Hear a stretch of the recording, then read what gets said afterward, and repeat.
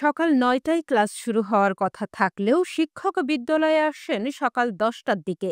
এদিকে শিক্ষার্থীরা ঠিক সময়ে বিদ্যালয়ে আসলেও শিক্ষকের অনুপস্থিতিতে ইচ্ছে মতো স্কুল ত্যাগ করেন। এরকম নানা অভিযোগ উঠেছে মাদারীপুর জেলার শিবচর উপজেলার পাঁচচর গোয়ালকান্দা আব্দুল করিম খান সরকারি প্রাথমিক বিদ্যালয়ের শিক্ষকের বিরুদ্ধে। সেটা ঠিক ২-৩ মাসের মধ্যে দিছে আর কি। হ্যাঁ স্যার। আচ্ছা, ঠিক আছে। অভিভাবকদের অভিযোগ, শিক্ষকরা নিয়মিত ক্লাস না নেওয়া, সময়মতো বিদ্যালয়ে না আসা ও দায়িত্ব পালনে গাফিলতির কারণে শিক্ষার্থীদের শিক্ষার পরিবেশ ব্যাহত হচ্ছে। পড়ালেখা হয় না, ছাত্ররা যেরকম ভাবে স্বাধীনভাবে চলাফেরা করে, কেউ কোনো নালিশ নিয়ে গেলেও ওইটার ব্যাপারে কোনো অ্যাকশন নেয় না। একজন মন চাইলে আসে, না মন চাইলে না আসে। আজকেও একজন অনুপস্থিত আছে। সবার সাথে একজন দুইজন করে বাচ্চা আছে। বাচ্চাই রাখবে নাকি পোলাপান পড়ালেখা করাবে?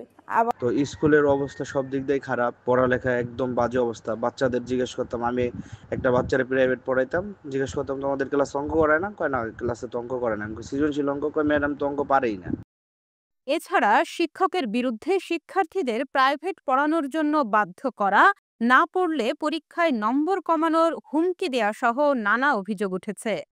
তবে এই সব অভিযোগ অস্বীকার করেছেন বিদ্যালয়ের প্রধান শিক্ষক আসমা আক্তার। না, শিক্ষক অনুপস্থিত থেকে বাসায় থেকে ক্লাস নেন না। আপনি বাচ্চাদের জিজ্ঞেস করেন। আমাদের কাছে সে প্রমাণ আছে। আপনার দ্রুত আপনার ঢাকায় আনা হয়েছে।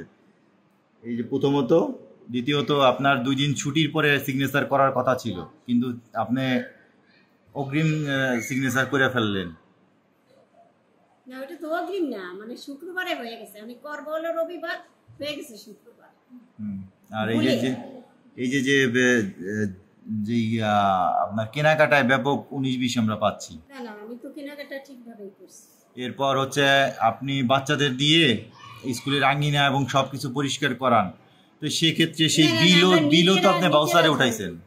আমরা ম্যাডামরা নিজেরা ঝাড়ু দেই, নিজেরা পরিষ্কার। আমার কাছে সেই প্রমাণ আছে, ভিডিও সহ। আপনি বাচ্চাদের এবং বাচ্চারাও আমাদের বলছে যে আপনারা কি কি কাজ করানো হয়। তো সেক্ষেত্রে তাদের বিলও তো বাউসারে উঠাইছেন আপনি, এই আঙ্গিনা পরিষ্কার করানোর বিল ৬৫০০ টাকা। সারা বছর একদিনে তো আর ৬০০০ টাকা দিই। সারা বছর মনে করেন আপনি এই যে যত ঘাস লতা পাতা, এগুলো তো কামলা ছাড়া পরিষ্কার হয় না ভাই। এগুলা কি বাচ্চারা পরিষ্কার করতে পারে বলেন? এটা আপনার আশেপাশে কেউ বলতে পারে না যে কোনোদিন আপনি কামলা নিয়ে করে পরিষ্কার করাইছেন? অবশ্যই কামলা নিয়ে পরিষ্কার, এই সাইড। এখন শোনেন, আমি বলি ভাই, বললে অনেক কিছুই বলা যাবে। এখন আমাদের আশেপাশে এই যে পাসওয়ার্ড চাইছি, পাসওয়ার্ড দেয়নি, এই জন্য অনেকে আমাদের মানে বিরুদ্ধে লাগে আছে। বিষয়টা হচ্ছে যে এই ওয়াইফাই পাসওয়ার্ড চাইছি, অনেকেই পাসওয়ার্ডটা না দেওয়ার কারণে অনেকেই আমাদের প্রতি ক্ষিপ্ত। এখন আমরা বাচ্চাদের দিয়ে হয়তো ক্লাসরুমের মধ্যে 2-1টা কাগজ পড়ে বাবা ওঠাও, আমিও নিজেও হাত দিয়ে উঠাই। আবার মাঠ, আমাদের নির্দেশনা আছে, আমরা পিটিএতেও শিখাচ্ছি সামাজিক কাজ, যেটা সামাজিক কাজ বৃহস্পতিবারে বাচ্চাদের নিয়ে শিক্ষকরা এই মাঠ পরিষ্কার করে, এটা আমরাও করাই, সব স্কুলেই করাই। তো এখন স্যার, এটা যদি আমাদের অপরাধ হয়ে থাকে তাহলে আমরা এরপর থেকে এটা করবো না। এই দিন যে আমার জন্য অপেক্ষা করবে, এটা আমার জন্য আসলে খুব দুর্ভাগ্যের। আমি সকাল 9টা থেকে 4:15 পর্যন্ত কোনোদিন 4:15 টাকা আমি স্কুল ছুটি দেইনি। আমি পছন্দ মতো দেইনি। ওরা দেখা গেছে যে মানে আমি যেদিন দিচ্ছি হয়তো বা আসে নাই, বা মামা বাড়ি বেড়াইতে গেছে, এরকম হয়তো হয়েছে, সেজন্য সে পায় নাই। আজকে পায় নাই, হয়তো আরেকদিন পাবে।